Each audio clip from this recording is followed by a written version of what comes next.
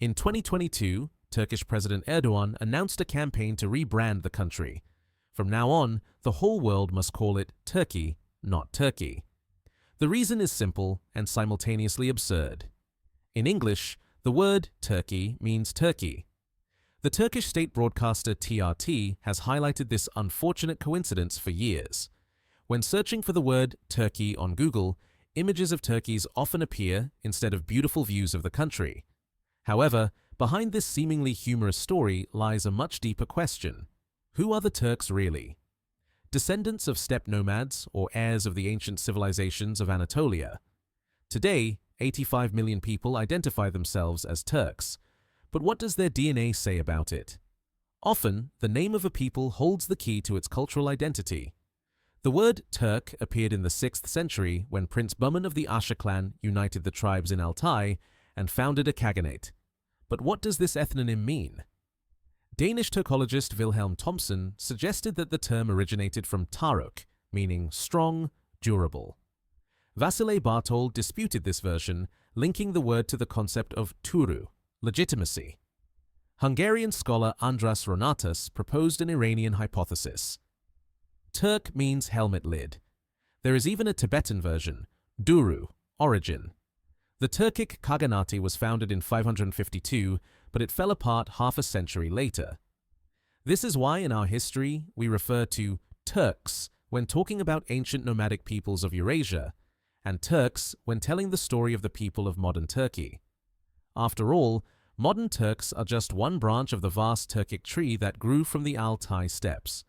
And if the roots of this people go much deeper, to eras when neither writing nor the very word Turk existed, according to an ancient legend, the Turks descended from a boy rescued by a she-wolf named Ina. She nursed him in a cave, and from their descendants came the Asha clan, the one that created the first Turkic state. Above them shone Tengri, the god of the eternal blue sky, granting power and fate. But archaeology and genetics tell a different story. Studies have shown that the ancestors of the Turks came from mixed steppe populations of Central Eurasia, where nomadic and sedentary Bronze Age cultures intertwined over millennia. Scientists connected the emergence of their beliefs with older Near Eastern cults, from which Tengri inherited features of the sky and sun god, while the she-wolf Asena represented the ancient image of a protective mother known in Anatolian cults. The legend turned out not to be a beginning, but a symbol of memory in which ancient peoples and forgotten gods merged. But if even the myths of the Turks came from other civilizations, who were those who created their real history? Long before the horsemen from Altai set foot on Anatolian soil, a civilization already existed here. Haplogroup G2 preserves the trace of its ancient inhabitants. 8,500 years ago, in the Neolithic era, farmers in Anatolia cultivated fields with stone tools and built houses from clay. Archaeologists have found two great monuments, Çatalhöyük, a city 9,000 years old, and Göbekli Tepe, a sanctuary older than the pyramids. Studies have shown that up to 90% of the genes of modern Anatolians are inherited from these people. They were not newcomers, but local hunters, among the first in Western Asia to master farming, but who destroyed their cities and erased the names of their gods from the face of the earth. Around 4,000 years ago, the first Bronze Age empire, the Hittite kingdom, arose in the heart of Anatolia. Their ancestors, the Proto-Anatolians, came not from the east, but from the Balkans, bringing with them metal and language, which became the basis for future Indo-European dialects. Haplogroup J2, the genetic marker of these conquerors, is still found in 23% of the residents of central Anatolia today. Studies have shown that the Hittites indeed had between 10 and 20% steppe blood, but the foundation of their genome remained local, descendants of Neolithic farmers with G2 and J2 lines. They opposed Egypt, fought at Kadesh, and were the first in history to conclude a peace treaty in 1259 BC. The Luwians, their western neighbors, were related to the Minoans and Mycenaeans, sharing culture and the sea with them. By 1200 BC, the empire collapsed, leaving the ruins of Hattusa, cuneiform tablets, and the shadow of chariots on the horizon. The Hittites disappeared, but their blood remained. Where is it now? Scientists still cannot explain why European blood beats in the heart of Asia. Haplogroup R1b, the line of Celts, Basques, and the inhabitants of Western Europe, is found in 14.9% of Turkish men. This marker penetrated Anatolia about 5,000 years ago with a wave of Indo-European horsemen coming from the steppes of the Black Sea region. They brought language, metal, and new culture, becoming part of the ancestral substrate of the Hittites. Alongside them was haplogroup R1a, the line of Scythians and Sarmatians, constituting 12.1% of the male population. This flow, covering the period from 3000 to 2000 BC, left behind steppe mounds, bones of horsemen, and swords rusted by time. Modern genetics claims that 25% of Turkish men carry Indo-European heritage, R1, blood that connects East and West. But if 25% of Turks are of European descent, then who are the remaining 75%? In legends, the Turks are the descendants of Altai, who came from the East and conquered everything with the sword. But genetics tells a different story. Only 10 to 15% of Turkish DNA is connected to Central Asia. The rest are ancient Anatolian and Near Eastern roots. Haplogroup Q, the main Oghuz Turkic line, is found in about 2% of Turks, whereas among Turkmen it is from 30 to 70%. Line N, related to Siberian and Finno-Ugric peoples, is encountered in 4 to 10% of cases. After the Eidsher Battle of Manzikert in 1071, no more than 500,000 Turks settled in Anatolia, dissolving among millions of local inhabitants. Archaeogenetics of the Kakhanids and Kipchaks shows that they had from 38.9% to 49.4% East Asian origin, while among modern Turks it is no more than 15%. DNA has proven that the official version is a myth. The horsemen from Altai came, but the land beneath their hooves belonged to others. If the Turks are only 1/10, then who are the remaining 9/10? Waves of blood changed Anatolia for centuries. Haplogroup J1, about 7%, preserves the memory of Semitic tribes and caravan routes after the Arab conquests. After the collapse of the Bronze Age around 1200 BC, the Phrygians and Lydians arrived from the Balkans. Then came the Persian Achaemenids, 550 BC, Alexander the Great, and Hellenization, later Rome. Studies of ancient genomes in Anatolia showed mosaicity. Cappadocians are closer to Caucasian and Zagros populations, while coastal residents are closer to Greeks. According to the latest scientific data, Byzantine Sagalas's maternal lines are dominated by 27% H, 19% U, 11% T. The flames of bonfires, the caravans of slaves, the stormed fortresses, empires erased names, but not blood. If everyone left their mark, where is the Turkish share? The Turkic system relied on tribe and oath, alliances, khans, yurts, thus lived the Oghuz. But in Anatolia, they encountered cities, craftsmanship, and trade, and the ancient blood, G2A, whose roots trace back to the Upper Paleolithic. According to studies, about 12 to 14% of modern Turks carry this Anatolian Caucasian line. Nomads became townsfolk, subjects of the Sultan. In 1299, the Ottoman Empire was born. By the 15th century, in Ottoman practice, Muslim often meant Turk, regardless of who you were before. After the Lausanne Treaty of 1923, this was legally established. They were divided by borders, but blood retained unity. If the Devshirme system took Christian boys whose blood ran in the veins of the Ottoman elite, before Islam Turks worshipped the sky. Tengri, the eternal blue, the spirit of the wind and destiny. But in 751, following the Battle of Talas, the faith of the Prophet entered the steppe. In the 10th century, the Karakhanids became the first Turkic Muslim state, and after Manzikert in 1071, Islam came to Anatolia by sword and word. Even in the Byzantine Sagalas, there is no influx from Central Asia. The population retained its local foundation. Among modern Turks, mitochondrial H is about 27%. Most are Muslims, predominantly Sunnis, but in their DNA, the voices of Christians, Greeks, and Armenians can be heard. Religion changed, blood did not. If faith transformed so quickly, what remained unchanged? The Turkic world relied for centuries on a code of honor, loyalty to the kin, a word worth more than life, a sword as an extension of will. But in Anatolia, these principles collided with another reality. Here, Byzantine, latifundia, nobility, and slavery reigned. The Ottomans inherited this system, creating a sultanate with valis, viziers, and harems from the late 14th century. By 1395, the Devshirme operated, a collection of Christian boys from the Balkans, the Caucasus, and Anatolia.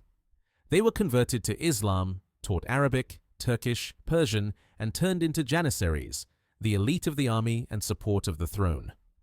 According to archaeogenetic data, maternal lines H, U, and T predominated in Byzantine and Ottoman Anatolia. The line U, about 19%, traces back to ancient European hunter-gatherers. Studies confirm a significant Balkan-Caucasian contribution to the gene pool of Turks. Thousands of boys became warriors, viziers, rulers, but their blood was not Turkic.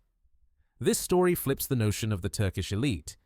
If the pinnacle of the empire consisted of descendants of Christians, then who are the Turks themselves? Researchers are shocked. Traces of India have been found in Turkish DNA. The rare haplogroup L, common in India, Pakistan, and Iran, has been recorded among some carriers in Anatolia. Geneticists reported this in 2021. How did it get to Turkey? The version is simple and frightening.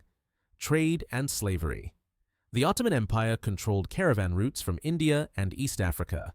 Slaves, concubines, soldiers. At the same time, studies in 2019 discussed the E1B1B lines in the Ottoman space, an Egyptian trace in the families of the Caucasian Circle. These are isolated cases, but they resonate loudly. Asia, Africa, and Europe met in one blood. 99% of people do not know this. If traces of India, Egypt, and Africa exist in Turkish DNA, what else do genes hide? Haplogroup T, about 11%, holds the memory of the Mediterranean.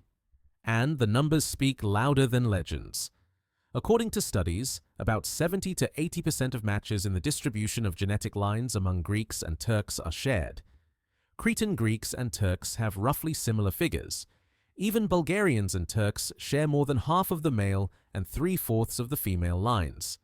Scientists call this the effect of proximity. Centuries of exchanges, marriages, migrations. But there are also shadows. The book Grandchildren by Fethi Tetin and Aisha Gulalani tells of thousands of hidden Armenians who do not know their origins. In 1915, the Armenian Genocide. In 1923, the Convention on the Exchange of Greek-Turkish Populations was signed. Some families were torn apart, others were forced to forget language and faith. This truth has been suppressed for centuries. If Turks and Greeks are genetically almost one people, why have they fought for 1,000 years? The history of Anatolia is an eternal struggle for the same land. Hittites, Assyrians, Lydians, Persians, Macedonians, Romans, everyone came and left their mark. The rare haplogroup C, found in 1 to 3% of Turks, preserves the memory of nomads, Mongols, and Huns who reached here through the steppes. At Croesus, the Lydians in ancient tradition became a symbol of fabulous wealth. The Achaemenid Persians brought laws and roads, Alexander the Great, Greek speech, and Rome, stone arches and aqueducts. Archaeogenetics shows that the gene pool of the Romans 2,000 years ago was close to that of Anatolians. The land preserved people, not empires. Scientists call this the effect of stable land. Conquerors disappeared, but blood remained. Columns of temples, shadows of theaters, aqueducts over dusty roads, seals of vassals, and banners of governors. Empires changed, but the people endured. Borders were foreign, but the soul of the people was unbroken. If everyone left a mark, where are the pure Turks? The Seljuks came like the wind from the steppe, but the land remained Anatolian. Haplogroup O3M122, an East Asian marker, is found among Turks from 8.5 to 15.6%, reminding of their nomadic past. In the early 11th century, the Seljuks entered Anatolia. In 1071, Byzantium lost, but there were few nomads. By 1300, no more than 500,000 against millions of locals.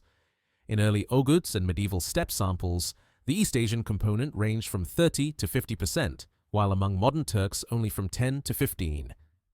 Assimilation conquered the sword. In 1299, Osman founded an empire, and in 1453, Mehmed II took Constantinople. Minarets, bazaars, palaces, but beneath them, Byzantine foundations. 600 years, 3 continents. And DNA remains Anatolian. If the Ottomans ruled for centuries, why did the blood not become steppe? The Ottoman Empire was not only conquest, but also mixture. The maternal haplogroup K, about 5.6%, connects Europe and the Near East. After the Battle of Kosovo in 1389, the Ottomans firmly entered the Balkans. Serbs, Bulgarians, Greeks, Albanians all became part of the state. The millet system operated. Christians paid taxes but lived by their laws.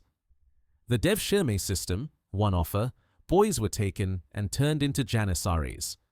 A study in 2021 based on 3,362 Turkish genomes showed that Turks are genetically closer to Southern European and Mediterranean samples. 4 components: European, Balkan, Caucasian, and Near Eastern. The Balkan Wars of 1912 to 1913 deprived Turkey of Europe, but not its blood.